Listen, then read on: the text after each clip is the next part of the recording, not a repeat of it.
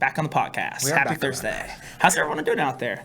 Listen, guys, we're almost seeing the end of this tunnel with this quarantine stuff. I can see the end in sight. The light is coming close and near. It's feeling nice and warm. I've been tanning every day. I'm getting ready to get outside. We're going through phases, right? Yeah, we're gonna do some. I don't Are we know. in phase 1? Does it start tomorrow? It starts May 1st.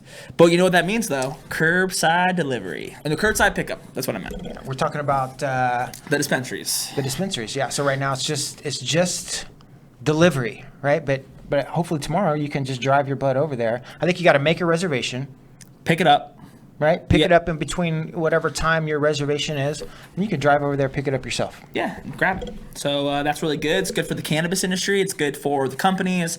It helps get a lot of people back to work. People need to get back to work, Yeah, right? yeah, But we got to do it in a responsible way. Yeah, very responsible way. We need to be taking precautions, and we got to make sure that we don't get this thing to spike again. So got to smoothly do it. But I think it's looking like July 4th we're going to be kind of done with all this. I feel like Hopefully. that's my speculation. I'm happy that people were able to get a margarita, drive up and get a margarita. But touche to our to Sisolak, right? To allowing the drive up for cannabis dispensaries too. Yeah.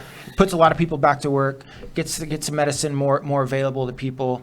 It's a good thing. Yeah, that's a great thing. And it helps the patients. And that's what matters the most.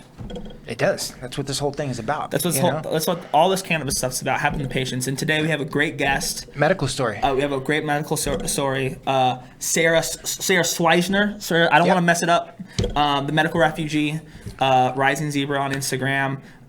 Sarah, you're out there. Hey, how are you guys doing? Hi, Sarah. Okay, sorry about that. So Sarah, listen, curbside is now going to be allowed here in Nevada. Is that something that excites you? Something that's going to definitely help you getting medicine? Definitely, though I do hope that liver can remain as I necessarily get out of bed. I no longer am able to drive my illness. It's very difficult sometimes to get to the dispensary, and the accessibility that has happened has been amazing. Though some dispensaries have limited menus, and they won't tell you the terpenes that are in the product, so you can activate. So I hope that accessibility kind of extends to that as well. It also remains a delivery option for some of us. That's great. No, that's awesome. And for people that don't know you, you want to give a little background on your story and how you ended up in Las Vegas and the kind of the story behind the name Medical Refugee. Yeah, absolutely. So I moved to Las Vegas in August 2018, and I have a condition called Ehlers-Danlos syndrome and disorder. So it causes chronic muscle pain, joint pain, dislocation, and it's really affected my spine and I have many injuries. I spent many years in my family thinking that there was no option for me. I was told there was no option for me by many doctors. And I came here January of 2018 to get married and tried recreational cannabis, and it was like a wave crashed into me, and the miracle, I was walking and I had less pain than I felt in so many years, and I thought was impossible for myself. In August 2018, we packed our stuff and came down to Las Vegas and Valley with the dry and cannabis and allowed me to live my best life possible. People said this is possible at all. Nice. Yeah, I think your connection's just coming in a little bit choppy, but just to kind of recap what she was saying, she moved here from Wisconsin to Las Vegas for the medicine, and because you can't use, it's not legal in Wisconsin, right? Yeah, no, it's not legal, and there's really no states around there where it is legal, right? Yeah. And I know a ton of people who moved to Nevada to work in the industry, right? And that's sure for patients too, right? Yeah, to be able to get your medication. So you're back, Sarah. Can you see us? Yeah. Okay, cool. We can hear you. So you move out here. You said in 2018. Yes, in August of 2018. So you moved out here in August 2018. Did you get into the industry, working in the industry? What kind of path did the cannabis lead you on? So for myself with my chronic illness, I cannot necessarily go into a regular job. So I really found a new passion with advocating for patients, advocating for what we need, the legalization of cannabis, but also the change that needs to happen in the medicinal markets where it comes to many companies knowing more about surgeries and bud tenders understanding that this is how a patient can accurately pick their medicine. This is something that we need in this industry. It's something I'm learning that is lacking exponentially, unfortunately. And it's something that I really strive advocating for, and especially having people understand that, we're not up here for stones. I'm up here to walk. I'm living my best life because of cannabis and help break the stigma so more people can experience what I have. Nice, nice. And I've seen on your Instagram, and we've met in person. You write, and you're doing the motivational speaking, and you're doing you're going on speaker circuits, as people like to call it. What events have you been at? What events, obviously, with coronavirus, not a lot of events in the future, but what events have you been at, and what has been the overall message that you received when talking at those events? So I've been at CBD and Obispo. I've also done USAC, and then I've written for Sale Magazine, and I've spoken on various podcasts, including BD Source Podcast, the Chronic Couple Show. And for myself, really, the message that I want to strive the most is that there can be hope for tomorrow for somebody. There was a time that I didn't want tomorrow to happen, and the doctor said that was it for me. And here I am living proof that this is doing miraculous things for my body, and I'm able to live in a way I never thought I could again. And I want people to know that it could happen for them too. That it's not about getting high. This is medicine. I want you to be able to try it. And I strive to also make sure that legalization happens, because there's still states where people suffer. And it's absolutely shameful and sickening that we are allowing suffering when there could be an option. Yeah, no, definitely. And coming from the Midwest, I guess was Wisconsin Midwest? I think barely. Yeah. Right? Barely. Yeah. Yeah. What's the perception there? When you're telling family and friends that you're moving to Las Vegas to go, use cannabis, what's that kind of conversation like? Well, my husband and mother came with me. So we're down here, and it's really just, in Wisconsin, I used cannabis, and it's different than the legal grade, of course. It works completely different, whole different grade. But I was out there committing a crime, and was afraid to medicate, was afraid to get. And really, honestly, the whole shame is lifted from me. It's like, I need this to be able to walk. I need this to be able to like if I can. And I won't allow me to feel horrible. I do have a stepdaughter, and we do kind of destigmatizing it and getting rid of the dare that she's been taught for so many years. And, this drug is bad, teaching her that it is medicine. It's a learning curve for sure, especially for women who take it. Having a little trouble. Yeah. Having a little trouble there. Yeah, we're having a little technical difficulties with the audio and the connection. Yeah, apologize about that, Sarah. I think we could probably, maybe come back to her later, maybe next time or something. But I think we can kind of dive into a little bit of what she was talking about and kind of what it represents, right? And for me, it was like, it's another story about how somebody can kind of find their place in the cannabis community, right? And it's some people like to compare, for example, like, the marijuana industry to the alcohol industry. Right? Yeah. And maybe from outside looking in, it kind of like there might be some similarities, right? Especially in the recreational part. But what makes cannabis so special to me, and I think to millions of other people, is the community, right? And what you've been able to kind of find, right, as a patient, as a person being able to send their message out and speaking, you've been able to find all, the people that you've been able to relate to, help, and all these things within cannabis, right? I think it's a glorious story, right? And I think that's what the medical patient stories kind of represent, and I think it's what makes this industry so important. Is your signal coming in any better? Can you comment on that? Yes, I can hear you guys great. Okay, cool.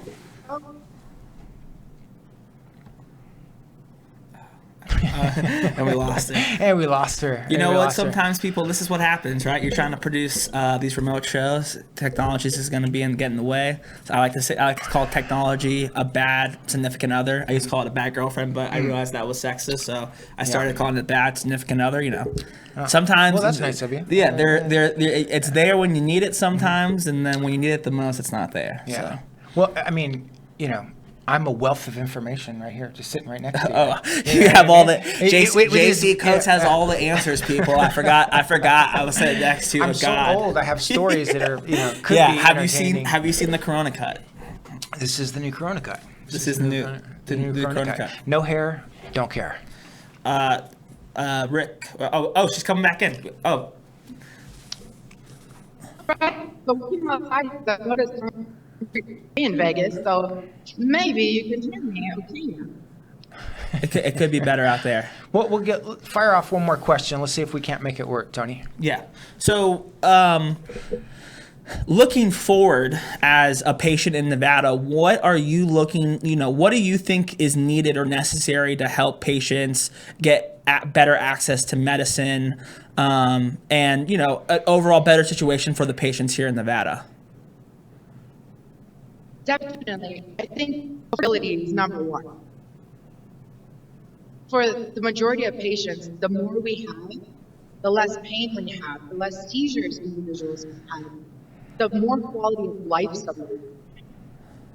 So when we can look at affordability, possibly our disability discounts, there's dispensaries in Vegas offer you this, which I get myself and I appreciate so much.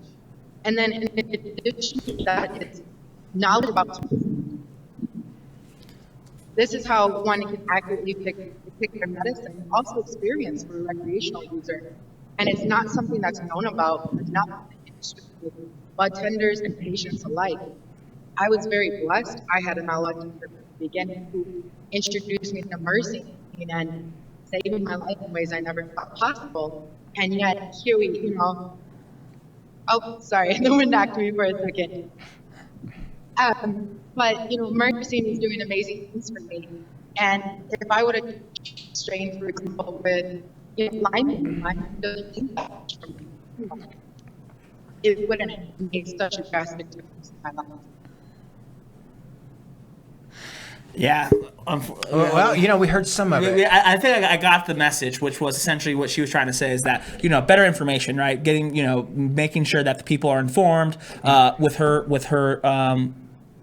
certain for the patients, right? Yeah, for the patients. Well, they need to be more informed because obviously nursing helps her the best, right? Yeah. Helps her walk better. It helps her with her symptoms. So I like nursing too.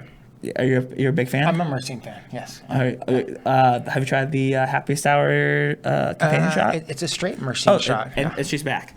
So yeah, is that essentially what you were saying? Essentially, better information, access to information for the medical patients to the bud tenders, so that they're well aware of what's going on, and making sure that they're treating people with the right products. Definitely, it's crucial. I have people, I go into the dispensary and they say, well, take the highest THC possible. That's not what my body thrives. And we need to take more time to actively help the patients pick the right medicine. And, I buy recreational myself. It's not everyone with med coverage. We need to help people choose the right experience and the right medicine at the same time.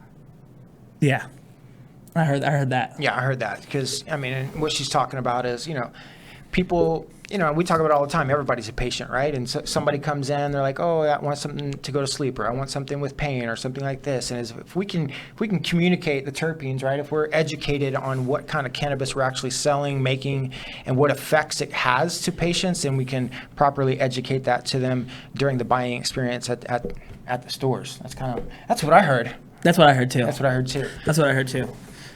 Sarah, listen. We really appreciate your time. Before we lose you here, let's have you plug everything that you're doing, everyone that you're working with, your Instagram. Where can they find you? How can they talk to you? All that good stuff. Really, so you can find me over at rising_Sarah. I share about chronic illness, life, cannabis, education. You can find an array of things over on that page. And then every Thursday we do Terpene Thursday. learn about it, individual terpene. We'll deep dive into the smell, where you can find it in natural foods, because I mean, mangoes have mercy, right? We can get this stuff everywhere. And then also all the benefits that it has as well. So find me over at rising_Diva, and let's learn about cannabis together and kind of fight the stigma together. Awesome. Thank you so much, Sarah. Really appreciate it. Keep fighting the good fight for the patient, and we'll be supporting you here. And we'll, what anything you need, let us know. Thank you so much for having me on. I really appreciate it. And I heard you mention the happiest hour shots. I love those as well. I just tried them. Oh yeah, I forgot. Sarah was also my 420 giveaway winner. Oh, nice. Yeah, she got a half ounce of the Culture and Cannabis product. She got some Harmonious CBD. She got the companion shots. She got some palms. Nice. And a $50 gift card to Smoked. Nice. How was the barbecue? It was awesome food. I definitely recommend it. I've been looking for good barbecue coming to Vegas from Wisconsin, and it's very, very, very delicious. Awesome. Yeah, that's good pair. Flavor. Thank you. We appreciate that. Yeah, it's a good pair. The Culture and Cannabis weed with smoked barbecue. Awesome. Thank you so much, Sarah. We appreciate it. What? Nothing. Just the amount of plugs I just hit? Or what? Yeah, that was great.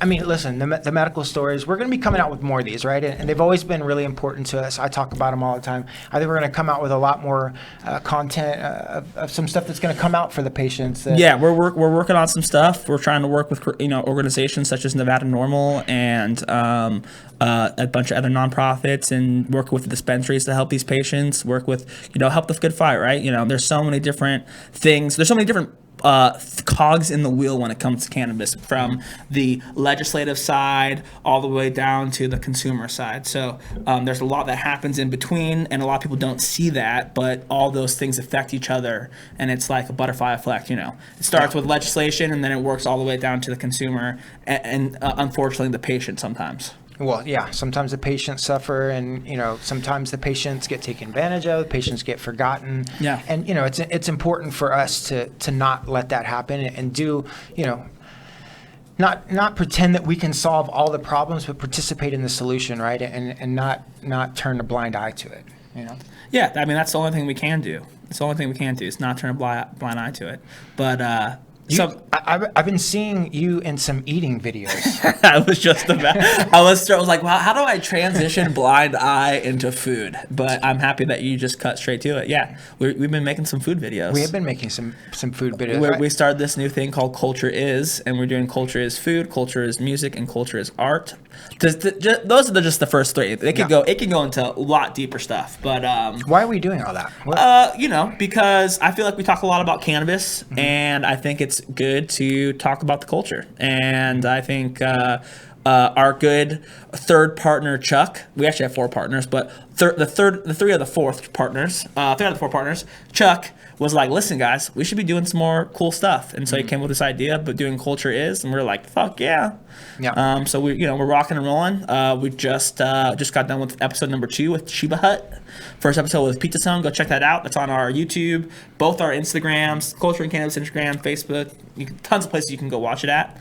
Episode number 2 is going to be with Sheba Hut on Sahara. That was a really good time, really awesome food. And then it's looking like we're going to be doing some home episodes. We got some friends, restaurants that we'll be reviewing here pretty soon. So yeah, I'm really excited about all this stuff. And then as time prevails and we get out this quarantine, we're gonna be able to do some music stuff and some more art stuff, and hopefully get back to doing some events, people, because that's how we started doing companies. I forgot that we're an event company through this whole time. Well, you got to adapt, improvise, overcome through all this. Yeah. So hopefully, as things clear, we're looking to do some events. Hopefully closer, towards the end of the summer, fall. Nothing's set in stone by any means, but we want to be proactive, and we want to help lead the way back into society. We obviously want to be very cautious about how we do everything. We want to make sure that we're following all the guidelines, but at the same time, we also want to get back to normal life. Yeah, we want to start getting things back together, getting communities back together, and continue building on what we were building before this all happened. Yeah, and I think that the general consensus with us is, what are we going to do, right? What is the future for us and our events? And I think, right now is basically, we're waiting for the guidelines to be lifted, right? We want to be the leaders and the ones to kind of lead us out, be the ones that saying, hey, it's okay or whatever, but we want to do it in a responsible way. So what does that mean, right? So it looks like as the guidelines get lifted and as they're completely lifted, maybe we'll look at like 60 days to 90 days after that, just to make sure that everybody's safe, that when we do bring the community back together, that everybody can be confident that it's going to be a good experience and worthwhile to get out for everyone. Yeah, and they're going to be, we really want to go back to the basics and focus on our, on our community, and that's something that me and JC have been talking about. Something that JC's been preaching since day one. It's always about the community. It's about the culture. Yeah. So we're going to really heavily focus on the culture for these events. These won't be big headliner names like we've done in the past. These are going to be more locally focused, and we think that we're gonna be able to do some awesome things and bring some people together and get this show back on the road. Yeah, because we need it, right? People need to get back to work, and this is a really rough time for a lot of people, and we can't forget that. And but this too shall pass. Yeah, this too shall pass.